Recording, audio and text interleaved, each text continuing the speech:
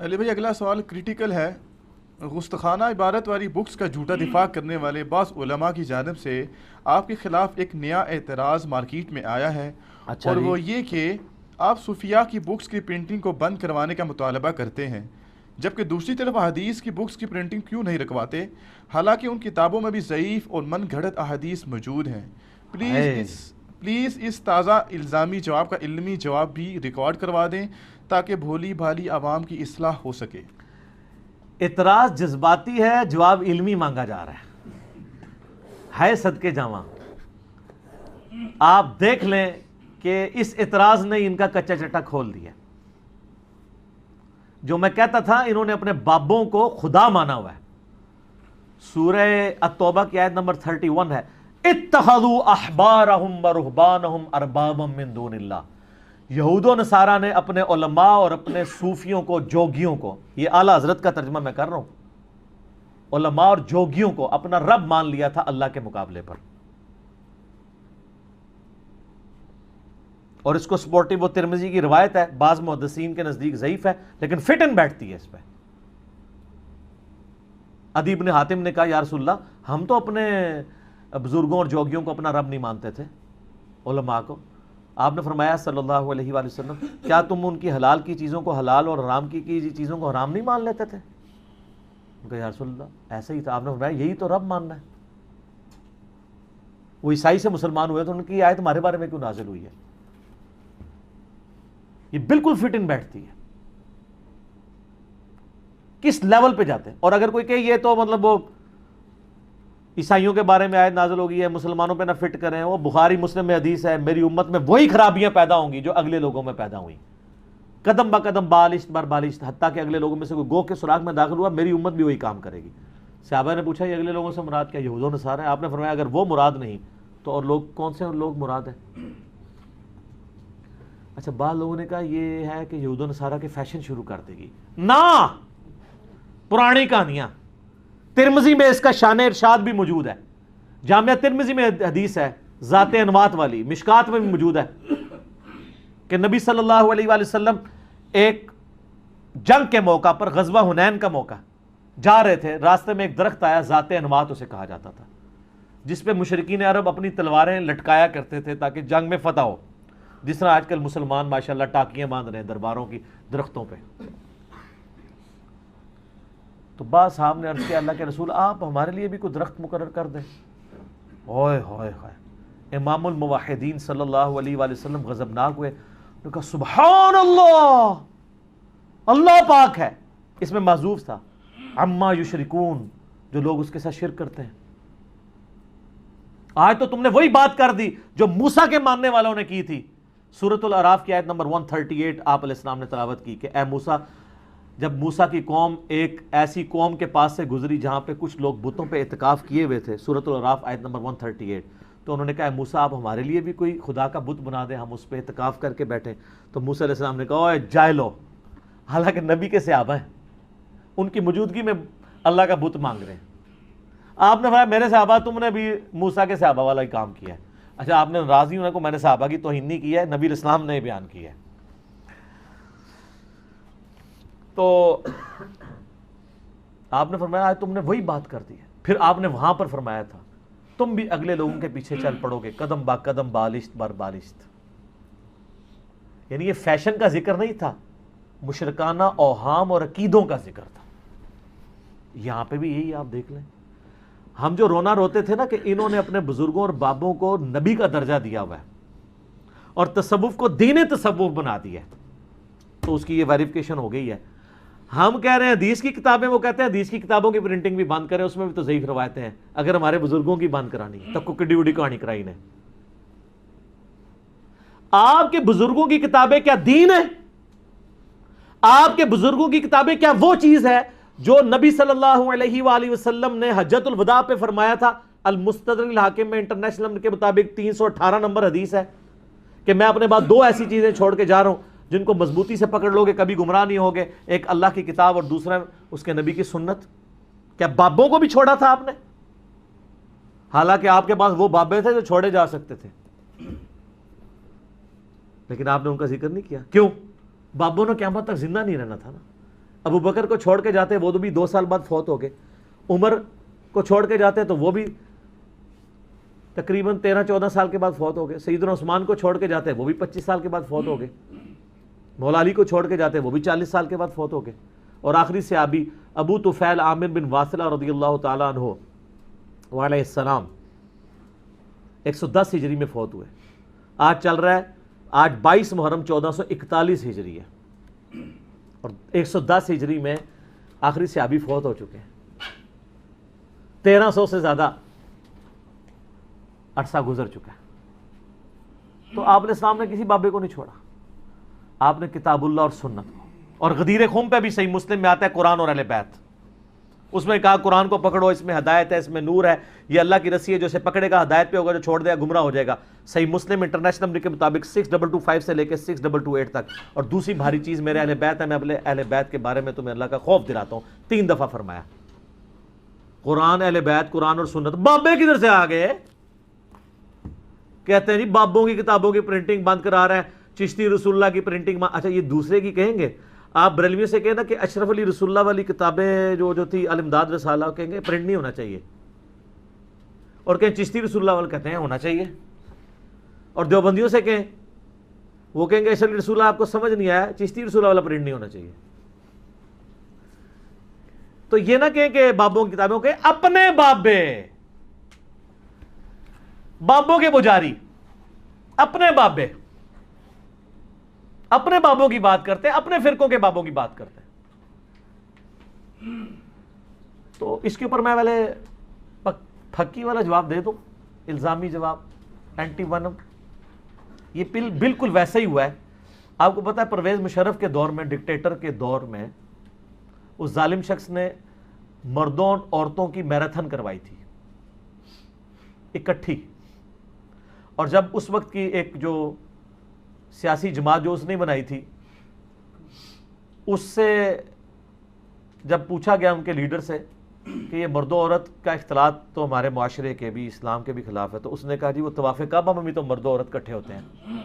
استغفر اللہ تو بولی بالکل ہے، بریلوی نے مولوی نے وہی کام کیتا ہے۔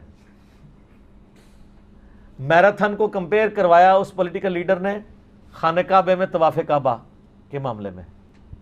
بھئی طواف کعبہ تو دین کا حصہ ہے، اور اس میں بھی اس طرح نہیں ہے کہ کسی کی عورت کسی کے مرد کے ساتھ ہوتی ہے، وہاں بھی پورے پروٹوکول کے ساتھ لوگ چل رہے ہوتے ہیں، اور وہاں تو کوئی بہت ہی بغیرت علیحدہ بات ہے، بڑے سے بڑے بغیرت بھی کسی کی عورت کو اس طرح ٹچ نہیں کرتے، سب کے اپنے گناہ بخشوانے گئے ہوتے ہیں لوگ ادھر، اور وہاں پہ بھی نماز کے وقت علیحدہ ہو جاتے ہیں۔ تو اس ظالم شخص نے ڈکٹیٹر کی بات کو محفوظ کرنے کے لیے، اس کو بچانے کے لیے، میراتھن عورتوں مردوں کے اختلاط کے لیے خانہ کعبے کے طواف کی مثال دے دی۔ اس ظالم شخص نے اپنے بابوں کو بچانے کے لیے کہا حدیث کی کتابیں چھاپنا بند کر دو، تو انہوں پھر میں ہی چپیٹ مار سکنا علمی طور پہ، چپیٹ لگی ایسے فٹ ہے۔ پھکی والا جواب، الزامی جواب، اینٹی وینم، اسی اصول اور مبادی پہ جواب۔ یہ تو اصل ہے دین کی کتاب و سنت، اس کے ساتھ آپ بابوں کو کمپیئر کروا رہے ہیں۔ تو ان کی پرنٹنگ اس لیے رکوانی چاہیے کہ جب ہم کہتے ہیں ان کتابوں میں جو بات کتاب و سنت کے مطابق لکھی ہوئی ہے وہ لے لو، جو خلاف ہے تو چھوڑ دو، تو جو کتاب و سنت کے مطابق لکھی ہے وہ تو پہلے ہی کتاب و سنت میں موجود ہے، اس کو بھی چھوڑ دو۔ پوائنٹ کی بات ہے نا۔ اچھا، پھر دوسری بات یہ ہے کہ جن بزرگوں کو آپ بزرگ کلیم کر رہے ہیں وہ کن کتابوں کی بنیاد پہ کر رہے ہیں؟ انہی کتابوں کی، چاہے وہ تذکرۃ الاولیاء ہو، چاہے وہ حشت بہشت ہو، چاہے وہ کشف المحجوب ہو، انہی کتابوں کی بنیاد پہ ان بزرگوں کو کلیم کیے ہوئے ہیں۔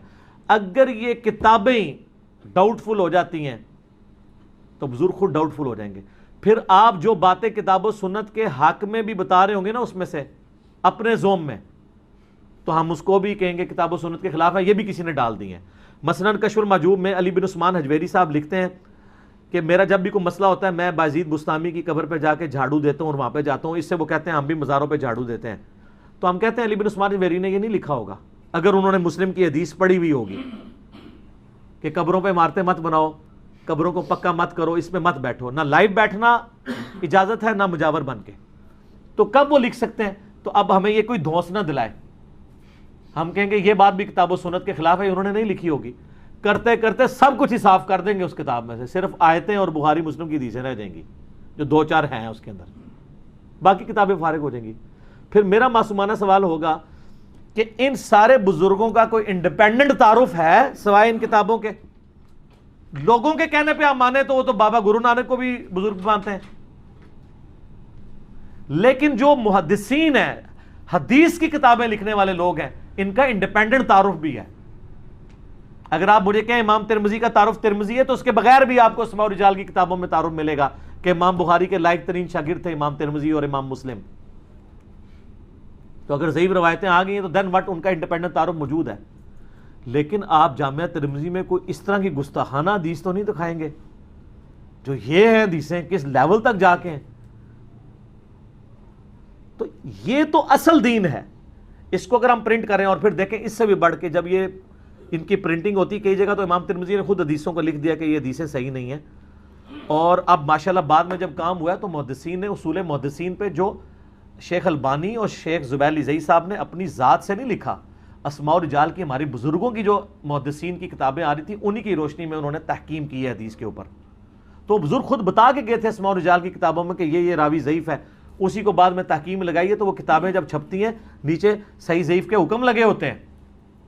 آپ میں ساتھ ہوں، آپ کشف المحجوب چھاپیں، جہاں جہاں گستاخانہ واقعات ہیں جو میں نے ہائی لائٹ کی ہیں، نبی الاسلام کا سکینڈل نعوذ باللہ ایک صحابی کی بیوی کے ساتھ صاحب اور سکر میں ڈال دیا گیا نعوذ باللہ، میرے کلپ آپ دیکھ لیں، چشتی رسول اللہ والا کلپ دیکھیں، اشرف علی رسول اللہ والا کلپ دیکھیں، سب کچھ پتہ چل جائے گا، میرا ریسرچ پیپر بھی ہے۔ تو اس کے نیچے فٹ نوٹ پہ لکھ دیں کہ یہ انتہائی گستاخانہ واقعہ ہے، اس سے کوئی دلیل نہ پکڑے، اس پہ کوئی ایمان نہ لائے۔ تو پھر آپ سے آ کے لوگ خود پوچھیں گے کہ یہ واقعہ تو جنید بغدادی کے سکر صاحب اور بایزید بستامی کے سکر کی دلیل تھا، اب اگر اس سے بھی دلیل نہ پکڑیں تو پھر یہ صاحب اور سکر کہاں سے آ جائے گا؟ وہ ایک بلڈنگ نہیں گرے گی، یہ ان کی بنیاد ہل جائے گی۔ میں نے ان کی اوپر والی منزل نہیں گرائی ہے، نیچے سے بنیاد ہی کھینچ لی ہے۔ تو اب دیکھیں نا، بڑا ٹائم لگتا ہے نا، 110 منزلہ اگر کوئی بلڈنگ ہے یا ایک کتاب کے اندر 110 چیپٹر ہیں، پہلے اوپر والا چیپٹر ختم کریں پھر نیچے والا، اس کی بجائے آپ نیچے سے ہی بنیاد کھینچ لیں تو سب کچھ نیچے آ جائے گا۔ تو یہ اس طرح کی باتیں کر کے یہ اپنے آپ کو خود بے عزت کروا رہے ہیں۔ قرآن و حدیث کے مقابلے پہ بزرگوں کی کتابوں کو لے آئے ہیں۔ تو ان کو چاہیے کہ قرآن و حدیث تو اصل ہے، وہ تو چھاپنا ہمارے دین کا حصہ ہے، بزرگوں کی کتابیں کون سا دین کا حصہ ہیں؟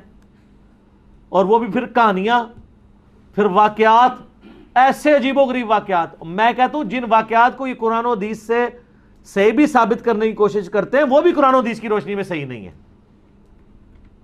وہ بھی ساری کہانیاں ہیں، ہم ان واقعات کو صحیح نہیں سمجھتے۔ اور میں آپ کو مزے کے طور پہ ایک ایگزامپل کے طور پہ بات کرتا ہوں۔ میرے پاس شمس الدین بھائی آئے، آپ کو پتہ ہے وہ قادیانیت سے ریورٹ ہوئے میں، تو مجھے انہوں نے وہ کتاب، وہ احمدی بک، پاکٹ بک جو ہے، وہ ہے نام تو اس کا پاکٹ بک ہے لیکن وہ ایڈی موٹی ہے، اتنی وڈی باریک رائٹنگ والی، زارا صفحہ نہیں بن جاتی ہے اگر موٹی رائٹنگ میں ہو، وہ ویسے نام پاکٹ بک رکھا ہوا انہوں نے۔ مجھے کہتے ہیں اس کا جواب دیں جواب دیں جواب دیں۔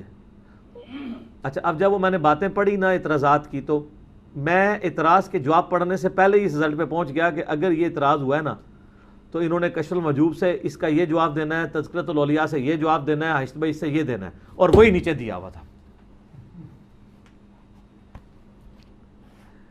میں نے کہا یار اس کا جواب نہیں ہو سکتا۔ کہتے ہیں ہمارے علماء دیوبند اور بریلوی اور اہل حدیث تو مجھے یہ بتاتے تھے کہ یہ احمدی پاکٹ بک کے اندر جتنے جواب دیے ہوئے نا یہ اہم ہی دیے ہوئے ہیں، کوئی نہیں لکھے ہوا کشف المحجوب میں یہ کچھ۔ میں نے کہا تمہیں توفیق نہیں کبھی ہوئی کہ کشف المحجوب کھول کے میں پڑھوں کہ واقعی لکھا ہوا ہے کہ نہیں؟ میں نے کہا یہ رینڈملی کھولو، واقعہ نکالو، میں تمہیں ابھی کشف المحجوب بریلوی اور دیوبندیوں دونوں میں سے نہ نکال کے دوں نا، مجھے پکڑ لینا۔ انہوں نے پڑھنا شروع کیا، کہتے ہیں یہ واقعہ نکالیں۔ غلام احمد قادیانی کے اوپر اعتراض ہوا ہوا تھا کہ انہوں نے نا ایک سفر کے دوران رمضان کے مہینے میں اوپنلی کھانا کھا لیا، تو اعتراض لکھا تھا دیکھیں جی رمضان کا احترام نہیں کیا۔ اب بندہ اعتراض پڑھتا ہے، کہتا ہے واہ کیا واقعی یار، اگر وہ اتنا بڑا بزرگ تھا تو اس نے رمضان کا احترام کرنا چاہیے تھا۔ نیچے انہوں نے کشف المحجوب سے واقعہ لکھا، بازید بستامی کا ملامت کا بیان۔ تصوف میں ایک ٹرم ہے ملامت، جس میں آپ نے اپنے آپ کو نیچا کرنا ہے، تاکہ آپ کے اندر کا تکبر مٹ جائے. جیسے تبلیغی جماعت والے بھی کرتے ہیں, وہ پازیٹیو کرتے ہیں, یعنی ان کی جماعت میں اگر کوئی ریٹائرڈ جرنل یا کرنل لکھ رہا ہے اس کی ڈیوٹی لگاتے ہیں برتن دھونے کے اوپر, تاکہ ساری جرنیلی پہلے اس کی باہر نکلے. پھر دھونے پڑتے ہیں باری باری, کسی نے برتن دھونے ہیں, کسی نے کھانا پکانا ہے. پھر یہ نہیں کہے گا میں ریٹائرڈ جرنل ہوں تو میں نے نہیں برتن دھونے, وہ اللہ کے لیے نکلا ہوا ہے. ایک ہی صف میں کھڑے ہو کے محمود و ایاز. اس کو تصوف کی ٹرم میں ملامت کہا جاتا ہے, کسر نفسی پیدا کرنا, اپنے آپ کو ملامت کرنا. تو کشف المحجوب میں ملامت کا چیپٹر ہے, اس میں وہ واقعہ لکھتے ہیں بازید بستامی کے بارے میں. یہ اب وہ پاکٹ بک میں جواب دے رہے ہیں. میں نے کہا جواب پڑھ, کہتا ہے یہ ہو ہی نہیں سکتا کشف المحجوب میں. میں نے کہا یہ واقعہ میں نے کشف المحجوب میں 8 سے 20 سال پہلے پڑھا ہوا ہے, مجھے تو ضرورت ہی نہیں ہے احمدی پاکٹ بک پڑھنے کی, مجھے پتا ہے کہ یہ لکھا ہوا ہے. کہتا ہے ہمارے مولوی تو کہتے ہیں ایویں جواب لکھے ہوئے ہیں. میں نے ان کا لیاؤ کشف المحجوب میں ہے کہ دی بریلوی دیوبندیاں دی, انہوں نے محتاطن کہا دیوبندیوں کی لے ہیں, بریلوی میں تو چاند سرا نکل آتے ہیں, دیوبندیاں دی لے آ کے میں نے کہا یہ لو پڑھو. ایگزیکٹ ورڈ بائی ورڈ وہی واقعہ لکھا ہوا ہے. اور وہ واقعہ کیا ہے کہ بازید بستامی ایک دفعہ ایک سفر میں تھے, ہزاروں لوگ ان کے استقبال کے لیے آ گئے, تو انہوں نے اپنے جبے میں سے ایک روٹی نکالی اور پبلکلی کھانا شروع کر دی. تو سارے لوگ کہنے لگے رمضان کا مہینہ ہے, اس نے روزہ بھی نہیں رکھا ہوا, یہ کہاں سے اللہ کا ولی ہے. سارا مجمع چھٹ گیا. تو ایک خاص مرید ایک ہوندا ہے اینڈ تے او نال رہندا ہے. ہر کہانی ہر ہالی ووڈ دی اور بالی ووڈ دی فلم وچ ہیرو رہندا ہے نا اینڈ تک, یہ بھی ایک رہندا ہے کہ ایک خاص مرید تھا وہ ساتھ رہا. وہ کہتا ہے حضرت یہ کیا آپ نے کیا؟ تو انہوں نے کہا دیکھو میں نے شریعت کے ایک مسئلے پہ عمل کیا ہے تو ہزاروں لوگ مجھے چھوڑ کے چلے گئے. وہ کہا حضرت شریعت کا کیسے مسئلہ؟ انہوں نے کہا بات یہ کہ میں تو مسافر ہوں اور مسافر پہ روزہ نہیں ہے, تو میں نے اگر اوپنلی کھانا کھا لیا تو مسافر تو اوپنلی کھانا کھا سکتا ہے, تو میں نے شرعی طور پہ تو غلط کام نہیں کیا. قرآن میں ہے سورۃ البقرہ میں کہ مسافر ہو تو روزہ چھوڑ دو. بلکہ بخاری اور مسلم کی حدیث بھی انہوں نے لکھی, احمدی پاکٹ بک والوں نے پہلے حدیث لکھی کہ بخاری اور مسلم میں حدیث ہے کہ سفر میں روزہ رکھنا کوئی نیکی کا کام نہیں ہے. تو انہوں نے کہا جب وہ نیکی کا کام ہی نہیں ہے تو ہمارے حضرت صاحب کیوں کرتے ہیں؟ پھر انہوں نے آگے بخاری مسلم کی حدیث لکھی کہ ایک شخص تھا جس نے سفر حج میں روزہ رکھا تھا اور کتنے لوگ اس کے سر پہ سائبان کیے ہوئے کھڑے تھے. آپ نے فرمایا اس کو کیا ہوا ہے؟ تو لوگوں نے کہا اس نے منت مانی تھی کہ راستے میں سفر میں روزہ رکھوں گا. تو نبی علیہ السلام نے فرمایا بھائی ایک بندے نے روزہ رکھ کے اتنے بندے نے مصیبت ہی پایا ہے. آپ فرمایا سفر پہ روزہ رکھنا کوئی نیکی کا کام نہیں ہے جہاں اتنے لوگوں کو مصیبت ڈالنی, یعنی کوئی ایکسٹرا آرڈنری نیکی نہیں, کو رکھنا چاہے تو جائز ہے, وہ بھی بخاری مسلم میں حدیث ہے. لیکن کوئی یہ آپ کہہ دیں نا کوئی ایکسٹرا آرڈنری نیکی نہیں ہے کہ کسی نے ضرور جو ہے وہ 30 مار خان بننا ہے. تو بازید بستامی کہتے ہیں کہ دیکھو میں نے شریعت کے ایک مسئلے پہ عمل کیا, لوگ مجھے چھوڑ گئے. تو اس سے علی بن عثمان اجویری رزلٹ نکالتے ہیں کہ صوفیاء جو ہیں وہ بظاہر خلاف شرع کام کرتے تھے تاکہ لوگ ان سے دور ہوں اور ان کا نفس مرے. حقیقتاً وہ خلاف شرع نہیں ہوتا تھا. یہ بات بالکل ٹھیک ہے کہ بظاہر وہ خلاف شرع تھا لیکن حقیقتاً نہیں تھا کیونکہ وہ مسافر تھے. تو یہ انہوں نے دلیل بنائی غلام احمد قادیانی کے اس کے اوپر. میں کہا ہاں سناؤ جی, ثابت ہوا ہے کہ نہیں؟ تو میں نے اس پوری کتاب کو پڑھا تو میں نے کہا جی اس میں ایک ٹاپک ہے جس کو میں اسٹرانگلی کنڈیم کر سکتا ہوں, وہ حضرت حسین ابن علی کی جو اس نے گستاخیاں کی ہیں. اگرچہ اس نے شیعہ کے بغض میں آ کے کی ہیں, لیکن یہ تو نہیں میرا عیسائیوں سے بغض ہے تو میں حضرت عیسیٰ کو گالیاں دینا شروع کر دوں, تمہارا عیسیٰ یہ تمہارا عیسیٰ یہ. اب جب پوچھیں گے نا وہ تعویل کریں گے, وہ کہیں گے مراد یہ کہ جس حسین کو یہ مانتے ہیں ہمارا حسین تو اور ہے, حسین تو ایک ہی ہے.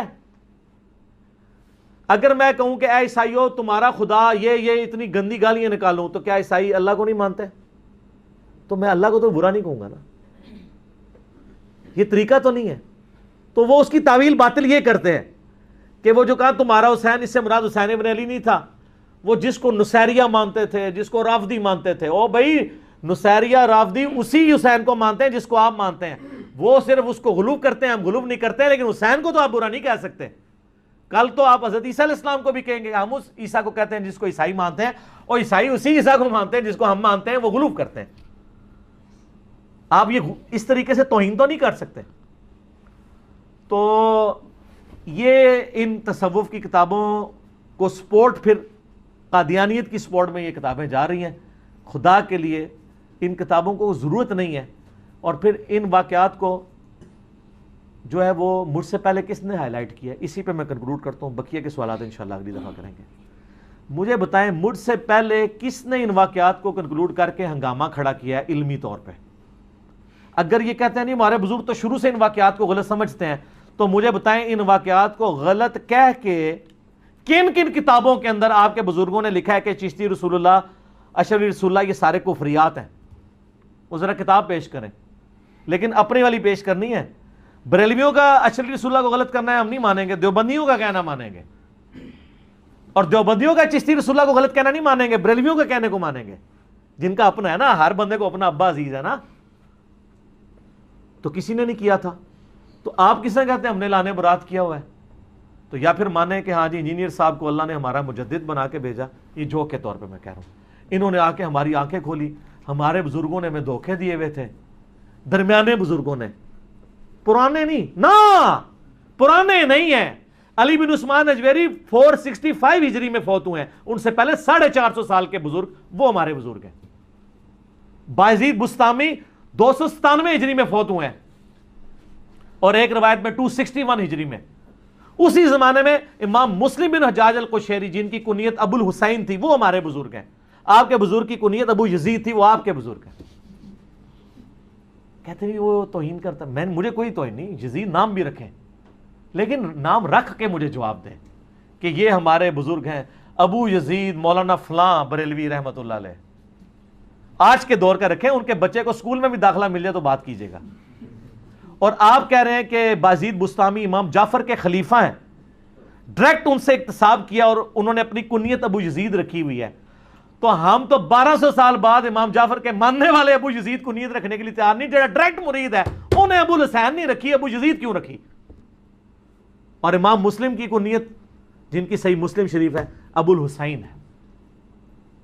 ہمیں کوئی نہیں ناموں سے، ہم نے علی کو جواب دے، اور نہیں علی کو جواب دینا ہے تو اپنے کم از کم 10 بڑے بڑے بریلویوں کے مولویوں کے جو بچے پیدا ہو رہے ہیں نا، ان کے نام یزید رکھ کے، ان کی کنیتیں ابو یزید رکھ کے پریکٹیکلی جواب دیو، کہانیاں کرا کے جواب نہ دیو۔ پرانے بزرگ شیخ عبد القادر جیلانی رحمۃ اللہ علیہ کوئی پرانے نہیں ہیں، 561 ہجری میں فوت ہوئے، ان سے پہلے 650 سال کے مسلمان ہیں۔ امام غزالی کوئی پرانے بزرگ نہیں ہے، 505 ہجری میں فوت ہوئے ہیں، ان سے پہلے 500 سال کے بزرگ ہیں۔ یہ سارے درمیانے ہیں، پرانے پہلے 300 سال کے ہیں، جو بخاری مسلم میں حدیث ہے سب سے پہلا بہتر زمانہ میرا، پھر میرے صحابہ کا، پھر تابعین، پھر تبع تابعین کا، اور پھر فرمایا اس کے بعد جھوٹے لوگ پیدا ہوں گے، امانت میں خیانت کرنے والے، موٹاپے کو پسند کرنے والے۔ میرا ایک یوٹیوب پہ کلپ ہے، پرانے اور درمیانے بزرگوں میں فرق۔ پرانے بزرگ ہم مانتے ہیں وہ آپ والے درمیانے ہیں، یا جو نئے والے ہیں ان کو بھی مانتے ہیں۔ سب سے نیا بزرگ پتہ کون ہوگا؟ امام مہدی، ان کے بعد قیامت آ جانی ہے۔ تو نئے بزرگوں کو مانا کریں، پرانوں کو مانا کریں، درمیانوں کے بارے میں ذرا دیکھ لیا کریں، گڑبڑ نہ ہو جائے۔ آج سے 500 سال بعد تو غلامت قادیانی بھی پرانا بزرگ ہو چکا ہوگا، ان کے والا اور ہمارے والا درمیانہ۔ سب سے نئے بزرگ امام مہدی امت کے امام ہوں گے، اور پرانے بزرگ ابو بکر، عمر، عثمان و علی رضی اللہ عنہم اجمعین، تابعین، تبع تابعین، صحیح العقیدہ محدثین وہ ہیں۔ تو کہاں سے کہاں بات نکل جاتی ہے، جو کہ میں فی البدی بات کر رہا ہوتا ہوں، تو میں پھر اینڈ پہ اسی بات پہ کنکلوڈ کروں گا، جس طرح میراتھن مرد و عورت کا اختلاط کے حق میں آپ طواف کعبہ کی مثال نہیں دے سکتے، یہ بہت بڑی بےغیرتی ہوگی، اور یہ اتنی بڑی بےغیرتی ہے کہ اس کو آپ بھی بےغیرتی مانیں گے اور انصاف کا خون مانیں گے۔ بالکل اسی طریقے سے بزرگوں کی گستاخانہ کتابوں کا دفاع یہ کرنا کہ قرآن و حدیث میں، قرآن میں تو نہیں چلے، حدیث کی بعض کتابوں میں جو ضعیف روایتیں ہیں ان کو بھی نہیں پھر چھاپنا چاہیے، یہ بالکل غلط ہے، زمین و آسمان کا فرق ہے۔ میں نے اتنے دلائل اللہ کے فضل سے پیش کر دیے ہیں کہ آندہ ان کو یہ بات کرتے ہوئے انشاءاللہ تعالی شرم آئے گی، اور مہربانی کیا کریں اور باتیں نکالیں، میں اور جواب دوں گا۔ میں آپ کو بتاؤں، مجھے ایک بہت بڑے ان کے بریلویوں کے مفتی نے فون کیا، پھر میری ان سے ملاقات بھی ہوئی، انہوں نے مجھے کہا جی پیر مہر علی شاہ صاحب کے بارے میں آپ نے ایک بات کی ہے تو بڑی گستاخی ہو گئی ہے یہ وہ۔ میں نے کہا جی پیر مہر علی شاہ صاحب کی میں نے اتنی تعریف کی ہے اس کلپ کے اندر چشتی رسول اللہ والے میں، کہ ان میں ٹالرنس تھی۔ وہ اہل حدیث جو ایک عالم تھے ثناء اللہ امرتسری، ان کو انہوں نے اپنے مسلح پہ کھڑا کیا تھا، جو ٹالرنس آپ کے اندر نہیں ہے۔ آپ تو اہل حدیث کی مسجد میں جا کے نماز نہیں پڑھتے ہو، انہوں نے اپنے مسلح پہ کھڑا کیا تھا۔ پھر پیر مہر شاہ صاحب نے جو قادیانیت کے خلاف کام کیا میں دل سے قدر کرتا ہوں۔ صرف ایک مسئلے میں نے ان سے اختلاف کیا کہ جو ان کی کتاب ہے تحقیق الحق فی کلمت الحق، جس انہوں نے چشتی رسول اللہ کے واقعے کو کوٹ کیا، اگرچہ انہوں نے غلام احمد قادیانی کو یہ جواب دیا تھا کہ اس واقعے کو دلیل نہ بنایا جائے اپنی نبوت کے لیے، لیکن انہوں نے اس واقعے کو فی نفسی غلط نہیں کہا۔ ان کا موقع پتہ کیا ہوتا ہے صوفیاء کا؟ وہ کہتے ہیں شتیہات ہیں، اگر کسی کی ولایت ثابت ہو اور وہ چشتی رسول اللہ پڑھوا لے تو وہ عند اللہ معذور تصور ہوگا، غلام احمد قادیانی اگر پڑھائے گا تو مجرم ہوگا۔ اب یہ سودا عوام میں تو نہیں بیٹھ سکتے، یہ لوگ کہیں گے یار یہ کیا ہے، بخاری مسلم میں حدیث ہے میری بیٹی فاطمہ بھی چوری کرے اس کے بھی ہاتھ کٹیں گے، غلام احمد قادیانی دلیل نہیں بنا سکتا چشتی رسول اللہ کو، تو آپ کے بزرگ کیسے بنا سکتے ہیں دلیل؟ اور میں نے بات کی کہ یہ وہ کہتے ہیں جی آپ نے پیر میر شاہ صاحب پہ الزام لگا دیا، انہوں نے یہ کر دیا، پوری بات پیش کریں، اور اس پوری کتاب میں نا وہ والی عبارت نہیں دکھا رہے، آگے پیچھے کی ساری باتیں دکھا رہے ہیں میرے خلاف جو کڑپ چڑھایا ہوا ہے۔ مجھے لوگ کہہ رہے ہیں جواب دو، میں جواب کیا دوں یار، خود کھول کے پڑھ لیں۔ اللہ تعالیٰ سے دعا ہے جو حق بات میں نے کہی اللہ تعالیٰ ہمارے دلوں میں راسخ فرمائے، اگر جذبات میں میرے منہ سے غلط بات نکل گئی اللہ تعالیٰ ہمارے دلوں سے معاف کر دے۔ سبحانک اللہم و بحمدک، اشہد ان لا الہ الا انت، استغفرک و اتوب الیک، وما علینا الا البلاغ المبین۔ جزاکم اللہ خیرا۔